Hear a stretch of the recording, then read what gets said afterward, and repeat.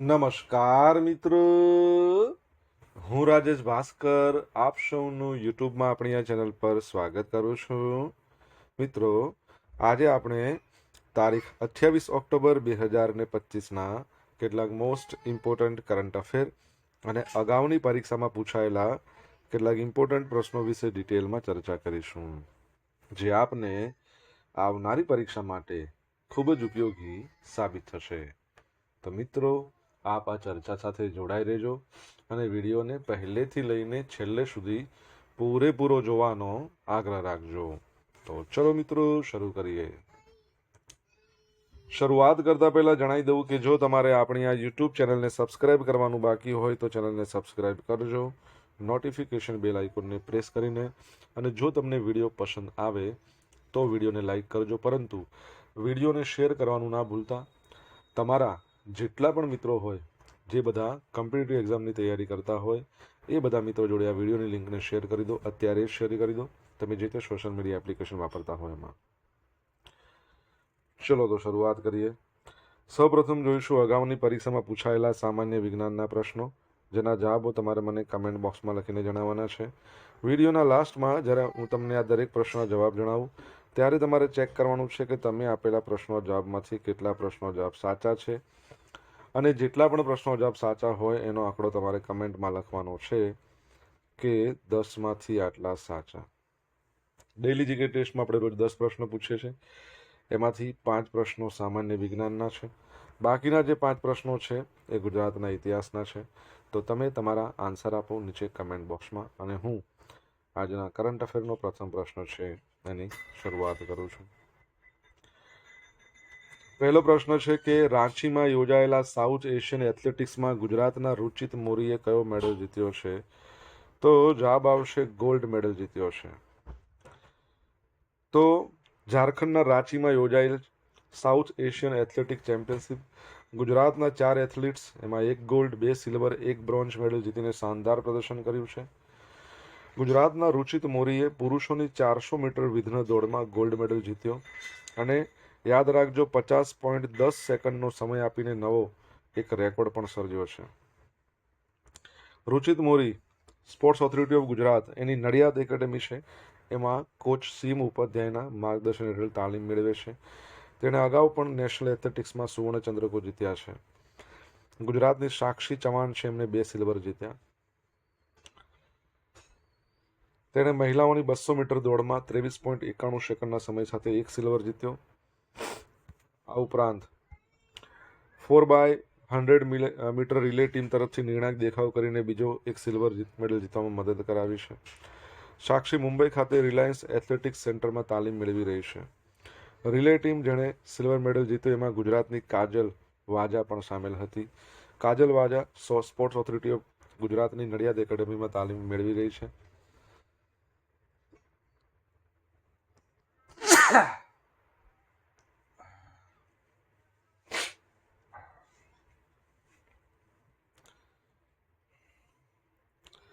તો ગુજરાતની કાજલ કાનવડે 1500 મીટરની દોડમાં 4 મીટર 26.21 સેકન્ડના સમય સાથે બ્રોન્ઝ મેડલ જીત્યો છે.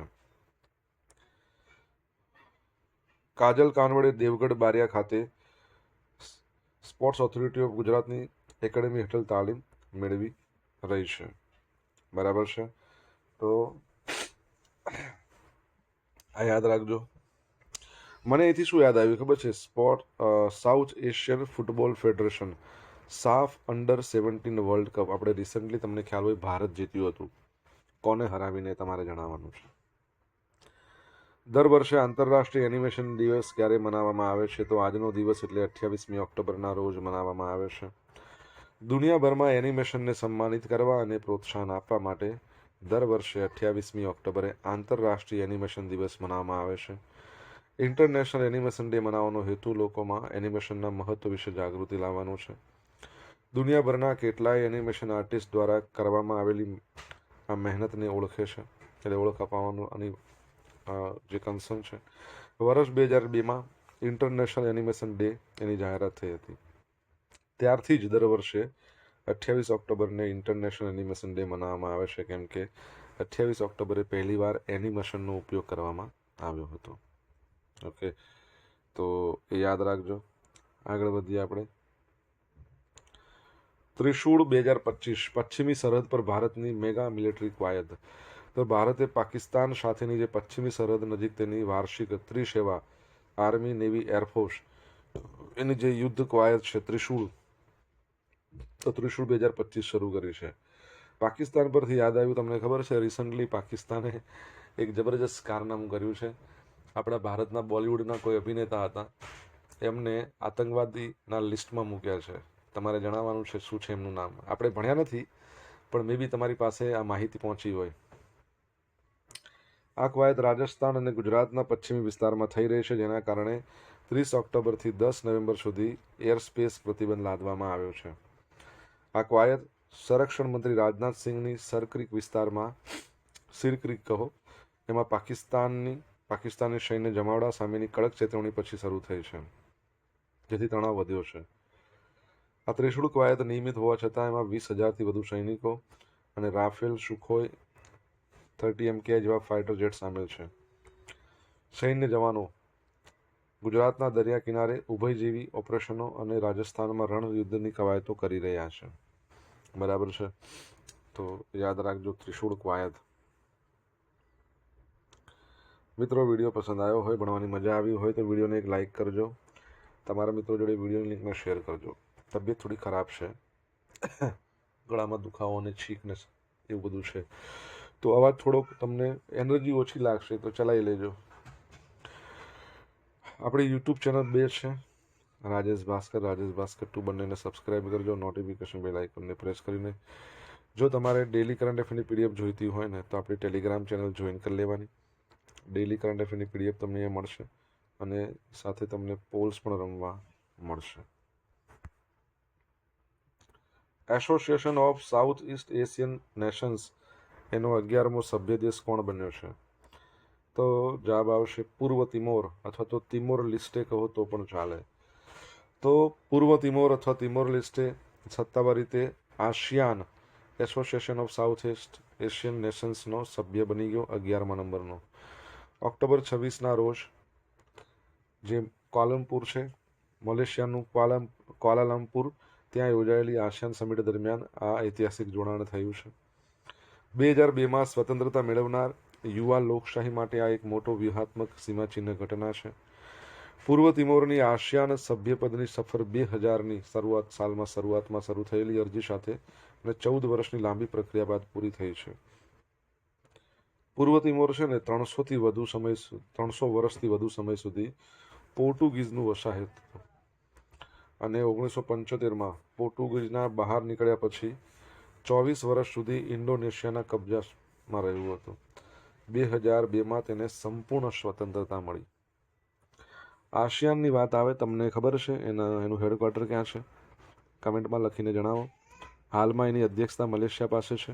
એના અધ્યક્ષ તમને પૂછે તો, ચેરમેન તમને પૂછે તો કોણ છે? અનવર ઇબ્રાહિમ. બરાબર છે, યાદ રાખજો. તિમોર લિસ્ટે છે ને, એનું એક ખાસ વસ્તુ પરીક્ષામાં પૂછાઈ શકે. એનું કેપિટલનું નામ દિલ્હી છે. દિલ્હી, આપણું નવી દિલ્હી છે ને, એનું નામ દિલ્હી, યાદ રાખજો. તાજેતરમાં કયા સ્થળે 24 ઓક્ટોબરના રોજ ભારતીય વાયુસેનાની પ્રખ્યાત સૂર્યકિરણ એરોબેટિક ટીમ્સ દ્વારા શૌર્યપૂર્ણ એર શોનું આયોજન કરવામાં આવ્યું? તો જવાબ આવશે મહેસાણા ખાતે. કઈ જગ્યાએ? મહેસાણા. તો ભારત સરકારના રાષ્ટ્રપ્રેમની ભાવનાને ઉજવવાના અભિયાનના ભાગરૂપે 24 ઓક્ટોબર, જ્યારે આપણે કયો દિવસ મનાવતા હતા? વિશ્વ પોલિયો દિવસ, યુનાઇટેડ નેશન્સ ડે અને ITBP દિવસ, Indo Tibetan border police day પણ છે. તો મહેસાણા એરોડ્રોમ ખાતે ભારતીય વાયુસેનાની પ્રખ્યાત સૂર્યકિરણ એરોબેટિક ટીમ એના દ્વારા શૌર્યપૂર્ણ એર શોનું આયોજન કરવામાં આવ્યું હતું. પાયલટ્સે 5 મીટરથી ઓછા અંતરે વિમાનને ઉડાડીને ચોકસાઈ અને શિસ્તનું પ્રદર્શન કર્યું હતું. મહેસાણાનું આકાશ તિરંગાઓના રંગોથી રંગાયું, જેને નગરજનોએ એક રાષ્ટ્ર સર્વશ્રેષ્ઠ રાષ્ટ્રની ભાવના સાથે આવકાર્યું હતું. પ્રદર્શનમાં 9 હોક MK-132 વિમાનો દ્વારા ડાયમંડ ફોર્મેશન, તેજસની આકૃતિ, loop, rolls, head on cross અને ઇન્વેટેડ ફોર્મેશન DNA જેવા દિલધડક સ્ટન્ટ રજૂ કરવામાં આવ્યા. મુખ્ય ઉપસ્થિતિ આપણા ઉર્જા મંત્રી ઋષિકેશ પટેલ હતા. લોકસભાના સાંસદ હરિભાઈ પટેલ હતા. 1996માં રચાયેલ એશિયાની એકમાત્ર 9 હોક વિમાનોની એરોબોટિક ટીમ છે, જેનું સૂત્ર સર્વદા સર્વોત્તમ છે. સૂર્યકિરણ એરોબોટિક ટીમની વાત ચાલે છે. અને ભારત સિવાય અન્ય જાપાન, ચાઇના, કોરિયા એવા ઘણા બધા દેશોમાં પણ એને શું કરેલું છે? પ્રદર્શનો કરેલા છે. ઓકે, તમારા માટે પ્રશ્ન, તમને ખબર છે કે vibrant Gujarat global vibrant Gujarat regional conference recently મહેસાણામાં યોજાઈ. કેટલામાં નંબરની યોજાઈ? તમને ખબર છે કે આપણા ગુજરાતની અંદર અલગ અલગ વિસ્તારમાં અલગ અલગ યોજાવાની છે, બરાબર છે? અલગ અલગ શહેરો તમે કહો વિસ્તાર પ્રમાણે તમારે જણાવવાનું છે. મુંબઈમાં ઇન્ડિયા મેરીટાઈમ વીક 2025નું ઉદ્ઘાટન. તો કેન્દ્રીય ગૃહમંત્રી અમિત શાહ એમણે મુંબઈમાં 5 દિવસીય 27થી 31 ઓક્ટોબર એ દરમિયાન ઇન્ડિયા મેરીટાઈમ વીક 2025નું ઉદ્ઘાટન કર્યું. બંદરો, શિપિંગ, જળમાર્ગ મંત્રાલય એના દ્વારા ઇન્ડિયન પોર્ટ્સ એસોસિએશનના સહયોગથી આયોજિત આ કાર્યક્રમ ટકાઉ મેરીટાઈમ વૃદ્ધિ, વેપાર વિસ્તરણ, બ્લુ ઇકોનોમી વિકાસ માટે ભારતના વિઝનને પ્રદર્શિત કરશે. આ ઇવેન્ટનો હેતુ ભારતને વૈશ્વિક મેરીટાઈમ હબ તરીકે મજબૂત બનાવવાનો છે. બંદરો, શિપિંગ, લોજિસ્ટિક અને મેરીટાઈમ ટેકનોલોજીના ક્ષેત્રોમાં સહયોગ, નવીનતા અને નીતિ સંવાદને પ્રોત્સાહન આપવાનો છે. તમને ખબર છે નેશનલ મેરીટાઈમ ડે આપણે ક્યારે મનાવીએ છીએ ભારતમાં? તો 5 એપ્રિલ. તો વર્લ્ડ મેરીટાઈમ ડે ક્યારે મનાવવામાં આવે છે? ગયા મહિનામાં ઉજવાઈ ગયો. તમને ખબર હોય તો જણાવો કમેન્ટ બોક્સમાં લખીને.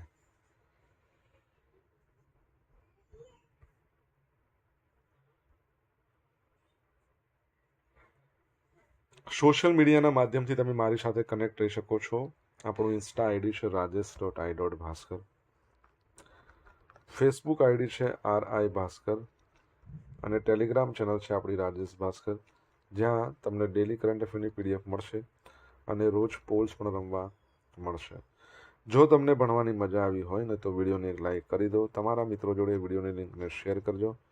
ચેનલ સબસ્ક્રાઇબ કરવાની બાકી તો સબસ્ક્રાઇબ કરજો, નોટિફિકેશન બેલ આઇકોનને પ્રેસ કરીને. આ વર્ષે તકેદારી જાગૃતિ સપ્તાહ વિજિલન્સ અવેરનેસ વીક ક્યાંથી ક્યાં સુધી મનાવવામાં આવશે? તો 27 ઓક્ટોબરથી 2 નવેમ્બર સુધી. તો તકેદારી જાગૃતિ સપ્તાહ ઓક્ટોબર 27થી નવેમ્બર 2 સુધી મનાવવામાં આવી રહ્યું છે 2025માં, જેની થીમ છે વિજિલન્સ અવર શેર્ડ રિસ્પોન્સિબિલિટી, એટલે તકેદારી આપણી સહિયારી જવાબદારી. શરૂઆતની વાત કરીએ તો સેન્ટ્રલ વિજિલન્સ કમિશનર છે આપણા શ્રી પ્રવીણકુમાર શ્રીવાસ્તવ, PK શ્રીવાસ્તવ, અને વિજિલન્સ કમિશનર છે શ્રી NS રાજીવ. એમના દ્વારા નવી દિલ્હીમાં અધિકારીઓને અખંડિતતાની પ્રતિજ્ઞા એ લેવડાવીને આની શરૂઆત કરવામાં આવી. અભિયાનની વાત કરીએ, કમિશન દ્વારા ઓગસ્ટ 18થી નવેમ્બર 17, 2025 સુધી 3 મહિનાનું અભિયાન ચલાવવામાં આવી રહ્યું છે. હવે 5 આના ફોકસ એરિયા છે. તો કેન્દ્ર સરકારના સંગઠનો આ અભિયાન દરમિયાન નીચેના 5 ક્ષેત્રો પર ધ્યાન કેન્દ્રિત કરશે. પેન્ડિંગ કમ્પ્લેન્ટ્સ જૂન 30, 2025 પહેલાની બધી બાકી ફરિયાદોનો નિકાલ. પેન્ડિંગ કેસીસ બાકી રહેલા કેસોનો નિકાલ. કેપેસિટી બિલ્ડિંગ ક્ષમતા નિર્માણના કાર્યક્રમો. એસેટ મેનેજમેન્ટ સંપત્તિ વ્યવસ્થાપન. ડિજિટલ ઇનિશિયેટિવ ડિજિટલ પહેલો. તકેદારી સપ્તાહના ભાગરૂપે ઓક્ટોબર 31, 2025ના રોજ તમને ખબર છે ને 31 ઓક્ટોબરે આપણે એકતા દિવસ મનાવીએ છીએ, સરદાર પટેલનો જન્મદિવસ. AI and emerging technology for ethical governance આ વિષય પર 1 દિવસીય વર્કશોપ છે એનું આયોજન કરવામાં આવશે. સેન્ટ્રલ વિજિલન્સ કમિશન, મને કોઈ કહેશો તમને આવડતું હોય તો કમેન્ટ બોક્સમાં લખીને કે એની રચના ક્યારે કરવામાં આવી છે, ક્રિએટ ક્યારે કરવામાં આવ્યું? આન્સર આવડે તો કમેન્ટ બોક્સમાં લખીને જણાવો. કોચિન શિપયાર્ડ લિમિટેડે ભારતીય નૌકાદળને 8 SWC એન્ટી સબમરીન વોરફેર સેલો વોટરક્રાફ્ટ એ જહાજની શ્રેણીનું પ્રથમ જહાજ માહે સોંપી દીધું છે. 78 મીટર લાંબુ જહાજ છે. મુખ્યત્વે છીછરા પાણીમાં સબમરીન વિરોધી ઓપરેશન, પાણીની અંદર સર્વેલન્સ, માઇન લેનિંગ, બારૂદી સુરંગ એના માટે ડિઝાઇન કરેલ છે. ડીઝલ એન્જિન વોટરજેટ કોમ્બિનેશનથી સંચાલિત નૌકાદળનું સૌથી મોટું જહાજ છે. 90%થી વધુ આમાં સ્વદેશી સામગ્રીનો ઉપયોગ કરવામાં આવ્યો છે. એટલે આત્મનિર્ભર ભારત એના માટે આ મોટું પગલું કહી શકાય. ભારતીય નૌકાદળનું છે સ્વદેશી જહાજ. કોના દ્વારા? બનાવવામાં આવ્યું છે કોચિન શિપયાર્ડ. કોચિન શિપયાર્ડની વાત કરીએ ને તો કેરળના કોચીમાં આવેલું છે. 1972માં સ્થાપના. ચેરમેન અને મેનેજિંગ ડિરેક્ટરનું નામ તમારે કહેવાનું છે. ભારતીય નૌકાદળની વાત આવે એના પિતા કોને કહેવાય છે? છત્રપતિ શિવાજી મહારાજ. નૌસેના દિવસ 4 ડિસેમ્બરે આવે છે અને નૌસેનાના ચીફ છે એડમિરલ, શું નામ છે? દિનેશ કુમાર ત્રિપાઠી. બરાબર છે. અને નૌસેનાનું મુદ્રાલેખ છે સમનો વરુણ. હે વરુણદેવ, અમારા માટે શુભ થાવ. યાદ રાખજો. આગળ વધીએ. અગાઉની પરીક્ષામાં પૂછાયેલા સામાન્ય વિજ્ઞાનના પ્રશ્નો જોઈ લે. પહેલો પ્રશ્ન, સર જગદીશચંદ્ર બોઝ દ્વારા છોડની વૃદ્ધિ માપી શકાય એ માટેનું કયું યંત્ર બનાવેલું હતું? કેસ્કોગ્રાફ. હેલીનો ધૂમકેતુ છેલ્લે પૃથ્વી પર વિશેષ 1986માં નરી આંખે જોવા મળ્યો હતો. તે હવે ક્યારે જોવા મળશે? 1961. વિકિરણ ઉત્સર્જનની શોધ કોણે કરી હતી? તો શું આવશે? હેનરી બેકવેરેલ. બી ગ્રુપનું લોહી ધરાવતી વ્યક્તિને એબી અને ઓ ગ્રુપના લોહીમાંથી કયું લોહી આપી શકાય? તો એક તો બી હોય ને તો બી વાળાને બી આપી જ શકાય અને ઓ વાળું આપી શકાય. જો યાદ રાખજો, ઓ નેગેટિવ છે ને એ બધાને ચડે. આનું બળ બધાને ચડી શકે. એમાંય ચડે, બીમાંય ચડે, એબીમાં પણ ચડે, એબી પ્લસ, એબી માઇનસ, એ પ્લસ બધામાં ચડે. બરાબર છે. અને એ બી પોઝિટિવ છે ને એને બધાનું બળ ચડે. આ સર્વદાતા કહેવાય, આ સર્વગ્રાહી કહેવાય. અને ઓ નેગેટિવ સર્વદાતા. યકૃતના રોગો માટે કયા વિટામિનની ઉણપથી થાય યકૃતના રોગો? વિટામિન કે. અગાઉની પરીક્ષામાં પૂછાયેલા ગુજરાતના ઇતિહાસના પ્રશ્નો જોઈ લઈએ. પહેલો પ્રશ્ન, મહાત્મા ગાંધીજીએ કઈ શિક્ષણ સંસ્થા સ્થાપી હતી? તો ગુજરાત વિદ્યાપીઠ 18મી ઓક્ટોબર 1920માં. ડૉક્ટર જીવરાજ મહેતા ગુજરાતના કયા નંબરના મુખ્યમંત્રી હતા? તો પહેલા નંબરના. રાષ્ટ્રપિતા મહાત્મા ગાંધીએ કરેલા દાંડી યાત્રા એ સત્યાગ્રહ શા માટેનો હતો? તો મીઠાનો સત્યાગ્રહ હતો.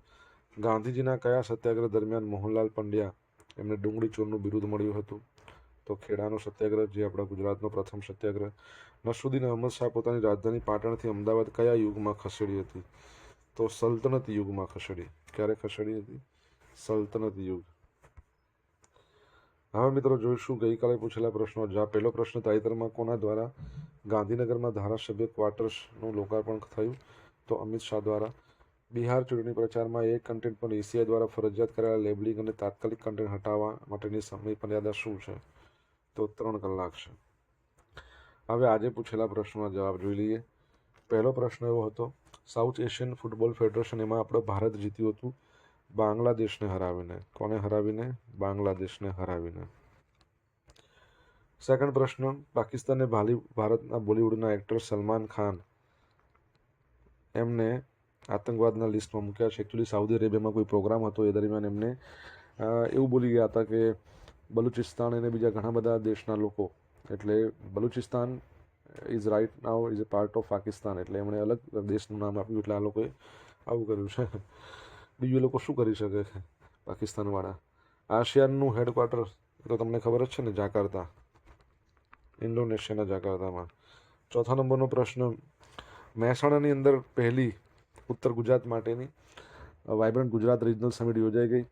ત્યારબાદ તમને ખબર છે કે સૌરાષ્ટ્ર અને કચ્છ માટે રાજકોટમાં, મધ્ય ગુજરાત માટે વડોદરામાં અને દક્ષિણ ગુજરાત માટે સુરતમાં યોજાવાની છે.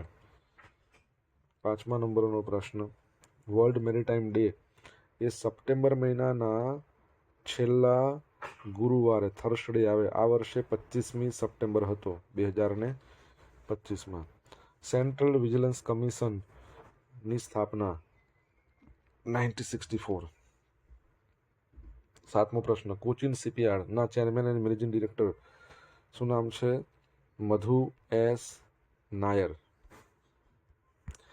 હવે જોઈશું ગઈકાલના કરંટ અફેરમાંથી પૂછેલા કેટલાક ઇમ્પોર્ટન્ટ પ્રશ્નો, જેના જવાબો તમારે કમેન્ટમાં લખવાના. પહેલો પ્રશ્ન, તાજેતરમાં કોની બનાસ ડેરીના ચેરમેન પદે ત્રીજી વખત બિનહરીફ વરણી કરવામાં આવી છે? સેકન્ડ પ્રશ્ન, રાષ્ટ્રીય વિજ્ઞાન પુરસ્કાર 2025 કેટલી મુખ્ય શ્રેણીઓમાં આપવામાં આવે છે? તમને જવાબ આવડતો હોય તો કમેન્ટ બોક્સમાં લખજો. આ હતા આજના દિવસના કેટલાક મોસ્ટ ઇમ્પોર્ટન્ટ કરંટ અફેર. સાથે આપણે જોયું અગાઉની પરીક્ષામાં પૂછાયેલા ઇમ્પોર્ટન્ટ પ્રશ્નો અને જવાબોની સાથે. આશા રાખું બધાને ભણવાની મજા આવી હશે. મજા આવી તો વિડીયોને લાઇક કરો, તમારા મિત્રો જોડે વિડીયો લિંકને શેર કરો. આપણી બંને યુટ્યુબ ચેનલ રાજેશ ભાસ્કરને સબસ્ક્રાઇબ કરો, નોટિફિકેશન બેલ આઇકોનને પ્રેસ કરીને. તો મિત્રો thank you so much for watching this video. Have a nice day. જય હિન્દ, જય ભારત, જય જય ગરવી ગુજરાત.